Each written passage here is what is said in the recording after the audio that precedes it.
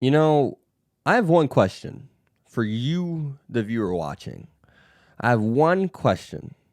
Did you ever think about yourself during this episode? Did you ever think about the things you've gone through in relationships in this episode? Because I know I damn well did. And, this episode genuinely made me mad. I'm going to give the author credit here and say you genuinely pissed me off to a point to where I didn't expect to be this frustrated. This episode made me uncomfortable. It made me just despise mommy. And it also made me go up and down with Kazuya. And at the end of the day, I really didn't even want to do this review at first because I was just kind of like, dang, that episode really made me mad. But in a good way. This show is showing some realism that I really, genuinely did not expect to happen because, whether it be the very beginning to where he has that girl of his dreams in front of him walking him home, and he has that girl that just stuck up for him who he's just basically betraying, by his actions, inviting her over, wanting to go over to her house and hang out with her and treat her, act as if they're in a romance again. And that's something that really, really just grinded me the wrong way because, it's something, one, that happens in real life. And two, as the show went on, you learn that mommy is someone who is manipulative. She's someone who is sending these just horrible texts. Like those texts are just the amount of or anger I felt this episode whenever I saw the text in which she was sending would because now I know who she is as a person. She's someone who is possessive, but yet she's someone who can let go of her possessions whenever she wants. But whenever someone picks up one of her possessions, you know what she says? She says, hey, that's mine. I don't like that. I don't play that game. I've seen that game be played. I've even to a certain stance been a part of that game. I've also been on the other, end of the spectrum to where I've been the one that's been a jerk, but not in the way mommy is. But nonetheless, I think it's important to note that we as people, instinctively, whenever we are in these relationships, we tend to emotionally fall apart and or emotionally lose ourselves, I think is the best way to put it. We do things, we act out, we lash out, we get frustrated, we do things to hurt the people we care about in these subtle ways only because we're possessive, only because we're jealous, and it's all through emotions, right? And then there's other people who do it because that's just who they are, like mommy. And I think we've all been guilty of this to different degrees, and whether it be third degree, second degree, and or first degree, whatever degree we've been doing this to, we've been disappointed in ourselves. I think we all can say there's things we've said that we wish we could take back, and we only said it because we cared, but we conveyed our caring in a very, very disrespectful, ugly manner. And I'm not saying that's necessarily mommy, because the text mommy's sending seems like that's just somewhat part of who she is. Because I'll ask you this: would mommy have acted up if that girlfriend never showed up? Would she still be chasing Kazuya? Answer that. You know the answer. The answer was displayed right in front of us. Oh, through that one text. Oh, a girlfriend? And it really? Within a month? Is he trying to make me mad? So on and so forth, and all those other texts she was sending. Whenever I saw that, I actually genuinely was like, wow, what a bad person mommy is. She's not even going to let him be happy. She's even going to kiss him and try to ruin the relationship, all because she's possessive and she's the one that broke up with him. You let him go. Why are you so mad? Why are you so mad? But at the end of the day, hey, you never know what you have until it's gone. But at the same time, she didn't even realize what she had whenever she had Kazuya. She didn't realize how genuine he was. Actually, as a matter of fact, she didn't care because mommy realized everything. Let's go back to last episode and actually see what she said. Well, first and foremost, she degraded him by, just openly talking about his attributes, his tendencies, his behavior. She knows who this man is, but yet she still is doing what she's doing. She's still manipulating him. Every time she takes a jab at Mizuharu, guess what? She acts really defensive. She acts frightened because she knows that Kazuya will back off. Kazuya will not stand his ground at all, and she can manipulate the situation. And I'm sorry, I'm just kind of ranting. I'm not even going in order. I've looked down at my notes once. Sometimes I don't have to, but still, I'm so genuinely frustrated. I'm mad that they poked insecurities and brought up old wounds of my own, per se. This show did a great job, and I will say that, like, that's how it should be. That like, if you're gonna do a romance, let's make it realistic. I'm mad because I've seen things like that. I know that stuff happens, whether it be out of just an evil heart or a heart that's emotionally, once again, being misled. That's tough. That's something that I genuinely did not want to come in and make this video because I'm just, like, literally, I make my videos within 10 to 15 minutes after watching, the episodes, because I do have my bulletin notes and whatnot. But at the end of the day, it's just kind of like, you got to rein yourself in. Where is that moral compass? Where do you draw the line? Like, she literally kissed the man. She literally forced him into a kiss because of her antics, man. She even said in a text, I'm going to make them break up during this trip. Wow. I think we found our garbage anime character of 2020, folks. This one just takes the cake so far, and I just, gosh. This is so frustrating. Like, it's just, love makes you blind. Jason Derulo said it best. Check out the song, you know what I'm talking about. But, honestly, I'm going to glance down at my notes and see if I didn't even go over everything I had. I mean, just, wow.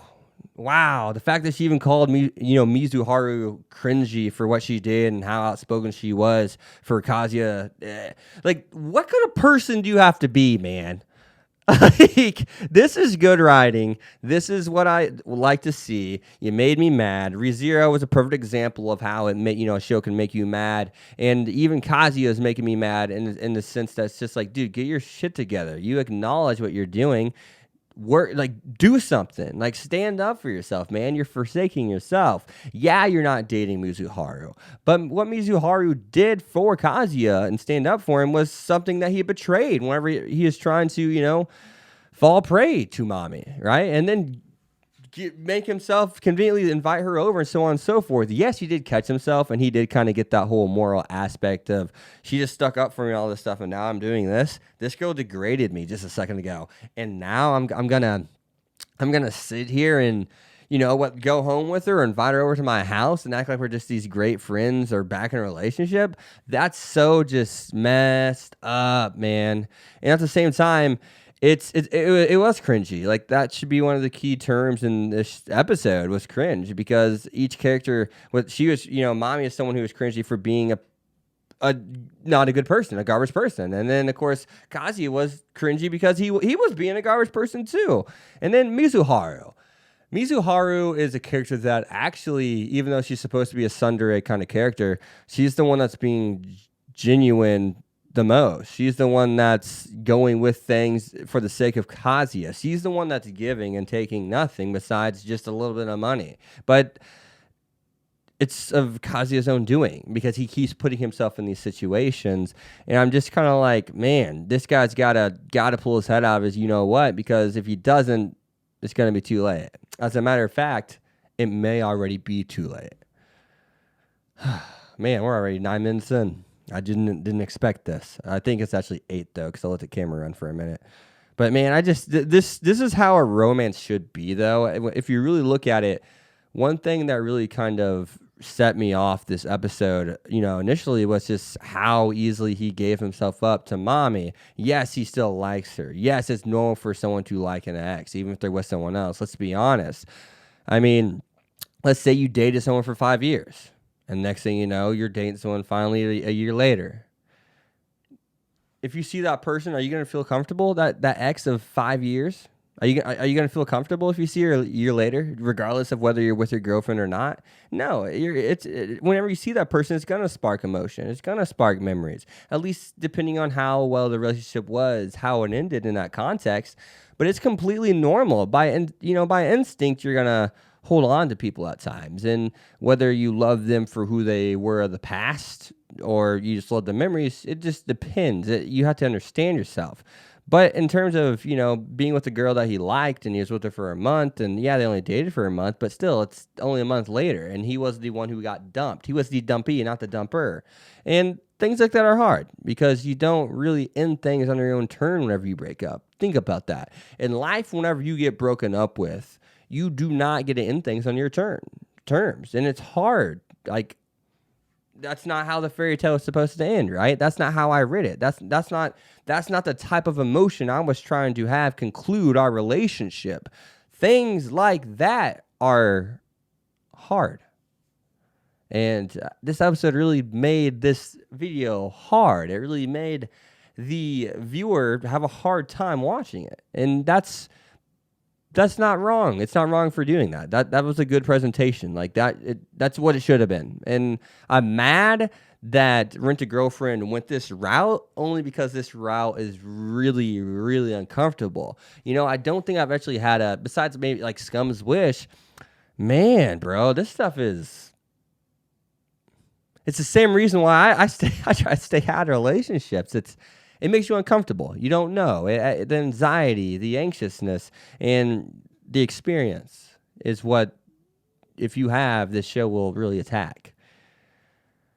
I think I'm done ranting. I think I let a little bit of steam out. I don't really have much else to say. I can look down. I can just stare at my notes, and it all really is just notes. It doesn't convey what it conveys what I just said through kind of the outline, right?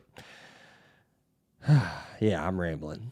So I am going to end up the video here. I'm genuinely frustrated. I am genuinely frustrated because I didn't like the way it attacked me this episode. There's some insecurities, there's some experiences. It reminded me of every little subtle way maybe I manipulated someone, and I would never have gone to the extent of what Mommy's doing, but yet manipulation is bad in and of itself, and we all are guilty of doing that, whether it be in a very just kind of, not too harmful kind of way, mildly harmful, or even a severely harmful. It's amazing how you have to have these kind of things happen in life in order to grow, but at the same time, Kazi's inexperienced. She even refers to him not having to, lost his V card, and that's kind of that's disgusting too, because it's just kind of like, how are you going to label him as a certain kind of person and how he acts based off of whether he's been with a woman or not? That's crazy, Mommy. That's crazy. Like, what the hell is wrong with you? I'm done ranting, guys. So with that being said, guys, as always, be sure to leave a like, comment, subscribe, follow me on Twitter X25. Deep breaths, man.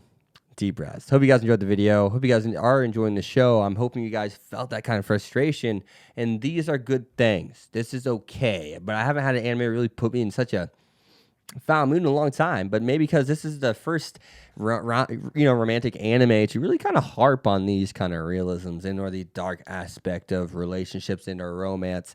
Since Scum's Wish, I can't remember another romance that really attacked the edgy kind of side, and this show's doing a good job, in my personal opinion. So, as always, guys, I'll see you guys next time. Peace. Thank you so much for watching.